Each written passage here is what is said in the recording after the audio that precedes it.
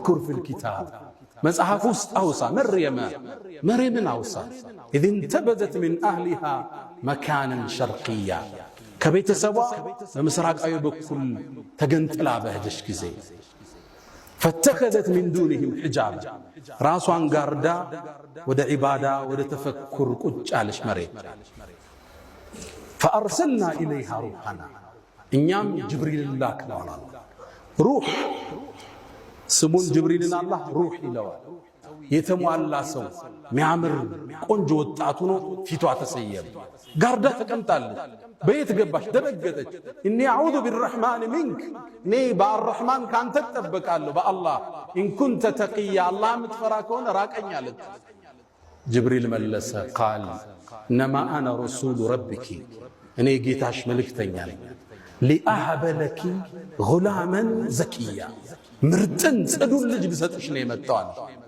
በሌላ አነባበብ ሊአህበ ለኪ ሚለው ሊያህበ ለኪ ጌታሽ ሊሰጥሽ በሚልም ተነበበ ሁለቱም ተመጋጋቢ ናቸው ጅብሪል እንደ ሰበብ ስላደረሰ ልሰጥሽ አለ እሷም እንደ ብስራት አልቆጠረችው እንዴት ሊከሰት ይችላል እኔ ትዳር ይዤ ከባሌ አረገዝኩ አይባል አሊያም ማምስ ጋለሞታ አይደለም በዝሙት ምሰራ ልጅ እንዴት ሊኖርኝ ይችላል አለች ጅብሪል ቃል ብሎ አለ كذلك ነገሩ እንዳልሽው قال ربك الله ግን ይልሻል هو علي هين ይሄን ተአምር መከሰት ለኔ ቀላል ነው ብሎሻል ولنجعله آية للناس اللهم ለሰው ልጆች ምትወልጂው ልጅ የተአምራት መገለጫ ሊያደርገው ورحمة منا كاللهم زن إذنت لهن السلة كتلت وكان أمرا مقضيا مريم به قداي كلاي وصاني الفبت على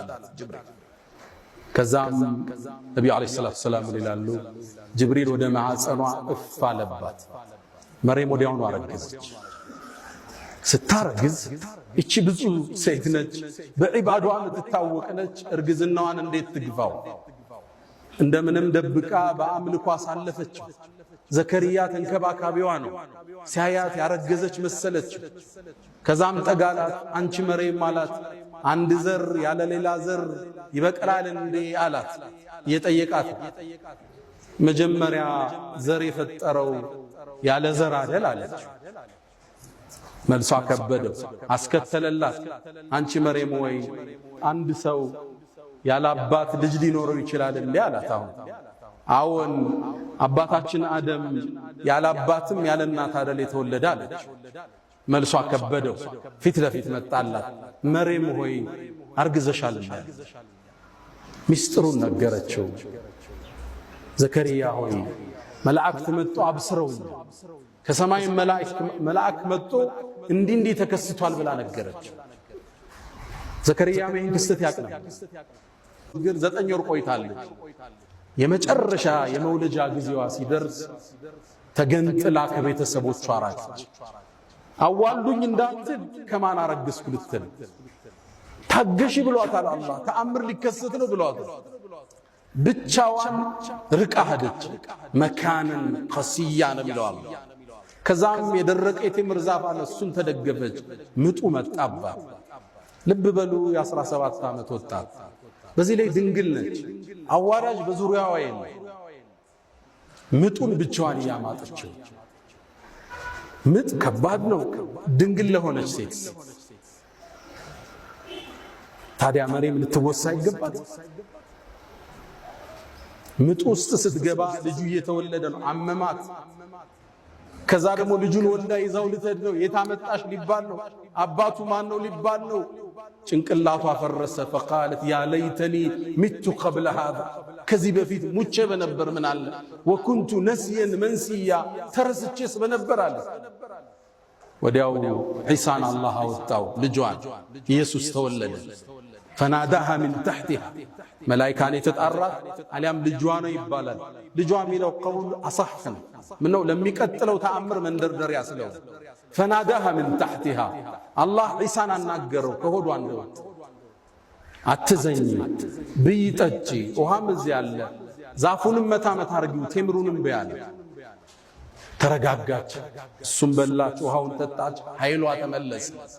ይሄን ሕፃን ልጅ አዝላው መርየም ወደ በኒ እስራኤሎች መጣች። ድሮም ክፍተት የሚፈልጉላት ብዙ ሰዎች ነበሩ። በዒባዳዋ መሻይኾቹን ሁሉ በልጣ ጥርስ የነከሱባት ብዙ ናቸው። የሁዶቹ አይወዷትም ነበር። ልክ ይዛው ስትመጣ ዛሬ ጹም ያለው በያትናገሪ ተብላለች። ወደ በኒ እስራኤል ይዛው መጣች። ፈአተት ቢሂ ቀውመሃ ተሕሚሉ ተሸክማው ይዛው መጣች። ህዝብ ተሰበሰበ። ያ መርየሙ ምንድነው ይሄ ጉዳይ? ለቀድ ጅእቲ ሸይአን ፈሪያ ከባድ ነገር ይዘሽ የመጣሽው የአኽተ ሃሩን። በእነሱ አገር ሃሩን የሚባል ሰውዬ ነው። በዒባዳው የታወቀ ነው ከወንዶቹ። ስለዚህ እሷንም እንደ ሃሩን በዒባዳዋ ጠንካራ ነች ነበር የምትባለው። አንቺ የሃሩን ጓደኛ መሳይ ሆይ ምንድነው ያመጣሽብኝ? አባትሽ መጥፎ ሰው አልነበር፣ እናትሽ ዝሙት ሰሪ አልነበረች። ይሄ ልጅ የት መጣ? መቼ ነው ያገባሽው? ከየት ወለድሽ? ፈአሻረት ኢለይ ጹም ያለው በይ ተብላለች። ወደ ነቢዩላህ ዒሳም አመላከተች። ሕፃን ነው ገና የተወለደ ጫቅላ ነው። ከዛ ተገረሙ። ከይፈ ኑከሊሙ መን ካነ ፊል መህዲ ሰብያ፣ እንዴት የታዘለ ሕፃን እናወራለን? አትቀልጅብን፣ ምንድነው ሚስጥሩ አለ። አላህ ነቢዩላህ ዒሳን እጇ ላይ እያለ አናገር። ቃለ ኢኒ ዓብዱላህ፣ እኔ አላህ ባሪያ፣ አታኒየል ኪታብ፣ ለወደፊት መጽሐፍን ይሰጠኛል። ወጀዓለኒ ነቢያ፣ ነቢይም አድርጎኝ፣ ወአውሳኒ ብሰላቲ ወዘካቲ ማዱምቱ ሐየን ወበረን ቢዋሊደቲ፣ መርየምንም ሊያጽናናት ነው ለእናቴም ደግ አርጎኛል። ወለም የጅዓልኒ ጀባረን ሸቂያ ወሰላሙ ዐለይ፣ እናቱን አሁንም ያጽናናት ነው በእኔ ላይ ሰላም ይስፈናል ሕፃኑ ኢየሱስ። ወሰላሙ ዐለይ የውመ ውልድት ወየውመ አሙት ወየውመ ኡብዓቱ ሐያ። አላህ ያለ አባት ልጅ ፈጥሮ ለበኒ እስራኤል አሳያቸው። ሁሉም ነገር ቻይ ጌታ እንደሆነ ገለጠላቸው። ሕፃን ልጅ እንደማይናገር ያውቃሉ። አናግሮ አላህ አሳያቸው። ይሄ ሕፃን ነገ ትልቁ ነው ይላካል፣ ተከተሉት ማለት ነው። አላህ አስከትሎ ምን አለ? ዛሊከ ዒሳ ብኑ መርየም፣ ኢየሱስ ማለት እንግዲህ ይሄ ነው።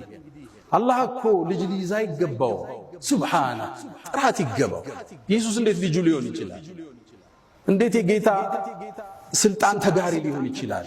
ዛሊከ ዒሳ ብኑ መርየም፣ የመርየም ልጅ ኢየሱስ ማለት ይሄ ነው እንግዲህ አለ። አላህ ልጅ ሊኖረው አይገባም። ሱብሓነ አንድን ነገር ሲፈልግ ሁን ይለዋል፣ ይሆናል። አላህ ኢየሱስን ልጅ አድርጎ ሊይዝ አይገባው ማለት። ኢየሱስም ንግግሩን ሲቋጭ ምን አለ?